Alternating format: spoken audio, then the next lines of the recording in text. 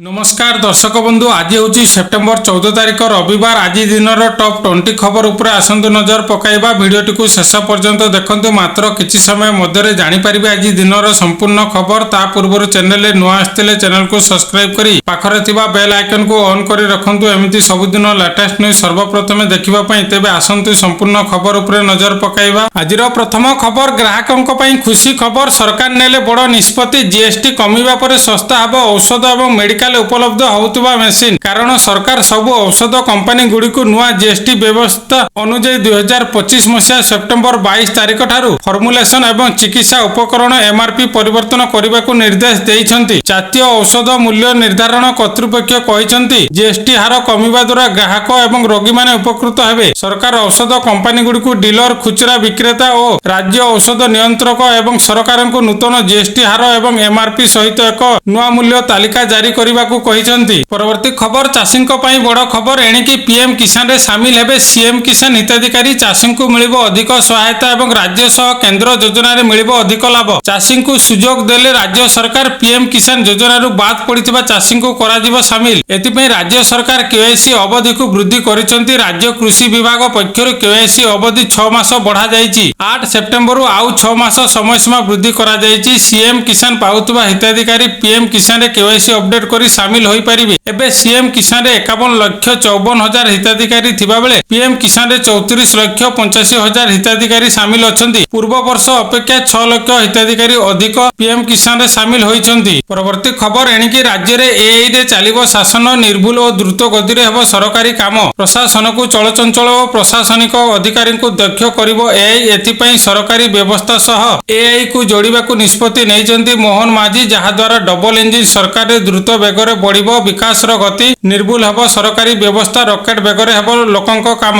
प्रतिदिन हेबो सरकारी कार्य रे एआई रो व्यवहार जहा सरकारी कर्मचारी कार्य प्रणाली को सुगम और कार्य दक्षता को वृद्धि करिबो। सुशासन और प्रशासनिक संस्कार पई सरकारी व्यवस्था रे एआई रो बहुल व्यवहार करबा को निष्पत्ति नैछंती मोहन सरकार। परवर्ती खबर ओडिशा गस्त रे आसीबे प्रधानमंत्री नरेंद्र मोदी। आसंता 27 तारिख रे से ओडिशा गस्त रे आसीबे बोली सूचना मिलिछि। ब्रह्मपुर रे आयोजित हेबाकु थिबा युव समावेश प्रधानमंत्री सामिल होई पारंती। आसंता 17 रे प्रधानमंत्री जन्मदिन एथिपई सप्ताहे धरी राज्य बीजेपी पक्षर विभिन्न स्थान रे युव समावेश करा जाउछि। परवर्ती खबर आसंता 24 घंटा रे सारा राज्य रे प्रबल वर्षा अलर्ट जारी कला पाणीपाग विभाग। उत्तर आंध्र प्रदेश और दक्षिण ओडिशा उपकूलर पश्चिम केंद्रीय संलग्न उत्तर पश्चिम बंगोपसागर घूर्णिबलय सृष्टि होइछि। रविवार सुद्धा लघुचाप क्षेत्र दक्षिण ओडिशा और संलग्न उत्तर आंध्र प्रदेश दक्षिण छत्तीसगढ़ दे पश्चिम उत्तर पश्चिम दिगरे गति करिवार संभावना रही बोली आंचलिक पाणीपाग केन्द्र पक्षरु कुहाଯାଇଛି। लघुचाप प्रभाव में दक्षिण ओडिशार विभिन्न स्थान में अधिक वर्षा हेबो बोली पाणीपाग विभाग पूर्वानुमान करिछि। पाणीपाग केन्द्रर सूचना अनुसार आसंताकाली कोरापुट मालकानगिरी नवरंगपुर और कलाहांडी जिल्ला रे बिजुली घड़घड़ी सह प्रबल वर्षा होई पारे। एथिसह बालेश्वर भद्रक जाजपुर केन्द्रापड़ा कटक सह समग्र ओडिशा रे वर्षार संभावना रही। 14 तारिख दिन मध्य उपकूल और पश्चिम रे प्रबल वर्षा ने येलो वार्निंग सतर्क सूचना जारी करा जायछि। परवर्ती खबर आम बस कर्मचारी स्टेरिंग छाड़ आंदोलन। राजधानी रे गड़ुनी आम बस धारणा रे बसिचंती आम बस कर्मचारी। दरमा विलंब नहीं कार्य बंद आंदोलन को ओह्लाइछंती आम बस कर्मचारी। ठीक समय रे दरमा न मिलिबा प्रतिवाद रे एकाठी स्टेरिंग छाड़िले आम बस कर्मचारी। वर्तमान 42 दिन होई जाइतिले भी दरमा पाई नथिबारु स्टेरिंग छाड़ आंदोलन करिसंती आम बस ड्राइवर। परवर्ती खबर नुआ इतिहास रचिबो भारतीय रेल। देशर प्रथम थर पई मिजोराम रो कैपिटल आइजल रे पहुंचिबो इंडियन रेलवे। 5 घंटा लागुवा सड़क यात्रा एवं 1 ରୁ 1.5 घंटा भितर पूर्ण हेबो। प्राकृतिक सौंदर्य भरा पहाड़ पर्वत जंगल परिवेश भितर यात्रा करिवे यात्री। मिजोराम रो बैराबी रु साइरंग रेल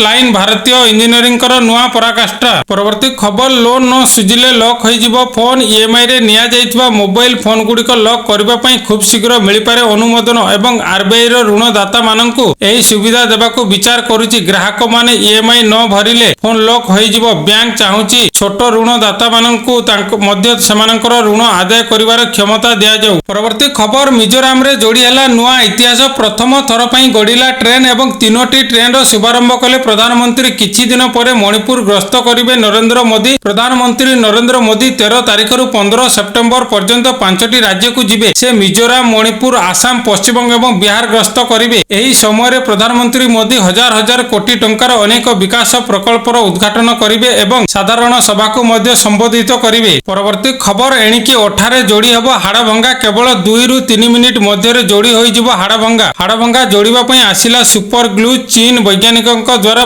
ତିଆରି ସୁପର ଗ୍ଲୁ ସାହାଯ୍ୟରେ ଏହା ସମ୍ଭବ ହୋଇଛି। ହାଡ଼ଭଙ୍ଗାକୁ ଯୋଡ଼ିବା ପାଇଁ ବିଶ୍ୱର ପ୍ରଥମ ହାଡ଼ଭଙ୍ଗା ଅଠା ତିଆରି କରିଛି ଚୀନ, ଯାହାଦ୍ୱାରା ହାଡ଼ଭଙ୍ଗା ରୋଗୀଙ୍କୁ ଲାଭ ଦେବ। ଏହି ଅଠା ସାହାଯ୍ୟରେ ହାଡ଼ ଯୋଡ଼ିବା ପରେ ଏହା 6 ମାସ ମଧ୍ୟରେ ସ୍ୱୟଂ ଚାଳିତ ଭାବରେ ଶୁଖିଯିବ। 150ରୁ ଅଧିକ ରୋଗୀଙ୍କ ଉପରେ ପରୀକ୍ଷା କରିବା ପରେ ଏହି ଅଠାକୁ ବୈଜ୍ଞାନିକଙ୍କ ଭାବରେ ଅନୁମୋଦନ କରାଯାଇଛି। ପରବର୍ତ୍ତୀ ଖବର ଦୀପାବଳି ପୂର୍ବରୁ ଚାକିରି କରୁଥିବା କର୍ମଚାରୀଙ୍କୁ ଖୁସି ଖବର ଦେଇପାରନ୍ତି ସରକାର, କାରଣ ଆସନ୍ତା ମାସରେ ଇପିଏଫର କେନ୍ଦ୍ରୀୟ ଟ୍ରଷ୍ଟି ବୋର୍ଡ ବୈଠକ ବସିବ। ଇପିଏଫ ଆକାଉଣ୍ଟ ଧାରୀଙ୍କୁ ଏଥର ଦୀପାବଳିରେ ବୋନସ 1500 ଟଙ୍କା ଅଧିକ ଦେଇପାରନ୍ତି ସରକାର। ଏହାକୁ ନେଇ ଚୂଡ଼ାନ୍ତ ନିଷ୍ପତ୍ତି ଖୁବ୍ ଶୀଘ୍ର ନିଆଯିବ ବୋଲି ନିଜେ କେନ୍ଦ୍ର ଶ୍ରମମନ୍ତ୍ରୀ ମନସୁଖ ମାଣ୍ଡଭିୟ ଏହି ସୂଚନା ଦେଇଛନ୍ତି। ଏହାଦ୍ୱାରା ଦେଶର କର୍ପୋରେଟ ସେକ୍ଟରରେ କାମ କରୁଥିବା 8 କୋଟିର କର୍ମଚାରୀ ଲାଭ ପାଇବେ। ଖାଲି ସେତିକି ନୁହେଁ, ଆଗାମୀ ଦିନରେ ଇପିଏଫ ଆକାଉଣ୍ଟ ଧାରୀ ଅନ୍ୟାନ୍ୟ ସୁବିଧା ବି ପାଇବେ ବୋଲି ରିପୋର୍ଟରେ କହିଛନ୍ତି। ପରବର୍ତ୍ତୀ ଖବର ଆସୁଛି ବଡ଼ ବାତ୍ୟା। ପ୍ରଶାନ୍ତ ମହାସାଗରରେ ଲାଲିନା ପ୍ରଭାବରେ ବାତ୍ୟା ସମ୍ଭାବନା ସୃଷ୍ଟି କରୁଛି, ଯାହା ଓଡ଼ିଶା ପାଇଁ ଏକ ବଡ଼ ବାତ୍ୟା ଆଶଙ୍କାର ସୂଚନା ଦେଉଛି। ଏହା ଅକ୍ଟୋବର ମାସରେ ବଙ୍ଗୋପସାଗରରେ ବଡ଼ ବାତ୍ୟା ସୃଷ୍ଟି ହୋଇପାରେ ବୋଲି ଆକଳନ କରାଯାଉଛି, ଯାହା ଓଡ଼ିଶାର ଉପକୂଳ ଅଞ୍ଚଳକୁ ପ୍ରଭାବିତ ମଧ୍ୟ କରିବ।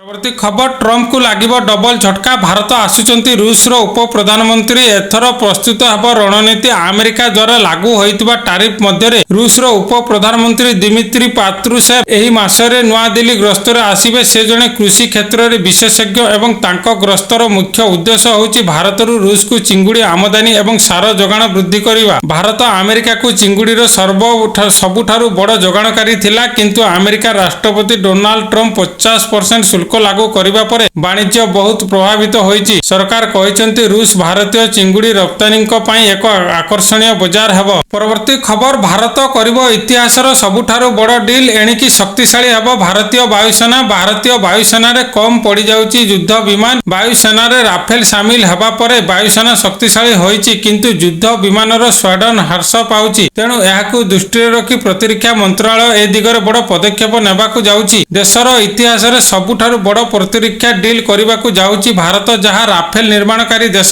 ଫ୍ରାନ୍ସ ସହିତ ଏକ G2G ଅର୍ଥାତ୍ ସରକାର ମଧ୍ୟରେ ଚୁକ୍ତି ସ୍ୱାକ୍ଷର କରିବାକୁ ଯାଉଛି। ଚୁକ୍ତି ପରେ ରାଫେଲ ତିଆରି କରୁଥିବା ଫ୍ରାନ୍ସ କମ୍ପାନୀ ଭାରତର ଏକ ସ୍ୱଦେଶୀ କମ୍ପାନୀ ସହିତ ଦେଶରେ ଏକ ମାନୁଫ୍ୟାକ୍ଚରିଂ ପ୍ଲାଣ୍ଟ ସ୍ଥାପନ କରିବ ଏବଂ ଭାରତରେ ତିଆରି ହେବାକୁ ଥିବା ସ୍ୱଦେଶୀ ରାଫେଲ ଲଢୁଆ ବିମାନରେ ପ୍ରାୟ 60% ସ୍ୱଦେଶୀ ଅସ୍ତ୍ରଶସ୍ତ୍ର ଏବଂ ଉପକରଣ ରହିବ। ପରବର୍ତ୍ତୀ ଖବର ଗାଡ଼ି ଚାଳକଙ୍କ ପାଇଁ ବଡ଼ ଖବର। ବିଭିନ୍ନ ସ୍ତରରେ ବହୁତ ପରିମାଣର ଚାଲାନ ପଡ଼ି ରହିଥିବାରୁ ରାଜ୍ୟ କ୍ୟାବିନେଟ୍ ବୁଧବାର ବାଣିଜ୍ୟ ଏବଂ ପରିବହନ ବିଭାଗର ଏକକାଳୀନ ସମାଧାନ ପାଇଁ OTS ଯୋଜନା ପ୍ରସ୍ତାବକୁ ଅନୁମୋଦନ କରିଛନ୍ତି, ଯାହାଦ୍ୱାରା ଟ୍ରାଫିକ୍ ନିୟମ ଉଲ୍ଲଂଘନକାରୀଙ୍କୁ ସରକାର ଜୁଲାଇ 31 ତାରିଖ ସୁଦ୍ଧା ଚାଲାନ ପାଇଁ OTS ଯୋଜନା ଘୋଷଣା କରିଛନ୍ତି, ଯାହା MV ଆଇନର କିଛି ଧାରା ଅଧୀନରେ RTO ସ୍ତରରେ ବିଚାରାଧୀନ କରାଯିବ। ପରବର୍ତ୍ତୀ ଖବର ନେପାଳର ପୂର୍ବତନ ମୁଖ୍ୟ ବିଚାରପତି ସୁଶୀଲା କାର୍କି ହୋଇଛନ୍ତି ଦେଶର ଅନ୍ତରୀଣ ପ୍ରଧାନମନ୍ତ୍ରୀ। ଶପଥ ଗ୍ରହଣ ପରେ ଦାୟିତ୍ୱ ନେବା ସହ ବସିଛି ପ୍ରଥମ କ୍ୟାବିନେଟ୍ର ବୈଠକ। ନେପାଳର ସଂସଦକୁ ଭାଙ୍ଗି ଦିଆଯିବା ସହ 2026 ମାର୍ଚ୍ଚ 5 ତାରିଖରେ ସାଧାରଣ ନିର୍ବାଚନ କରାଇବାକୁ ସହମତି ହୋଇଛି। ସୁଶୀଲା କାର୍କି ଅନ୍ତରୀଣ ପ୍ରଧାନମନ୍ତ୍ରୀ ହେବା ପରେ ଜେନ୍ଜି ନେତା ଖୁସିର ଉତ୍ସବ ମନାଇଛନ୍ତି। ଶୁକ୍ରବାର ରାତିରେ ସୁଶୀଲା କାର୍କି ନେପାଳର ପ୍ରଥମ ମହିଳା ପ୍ରଧାନମନ୍ତ୍ରୀ ଭାବେ ଶପଥ ନେଇଛନ୍ତି।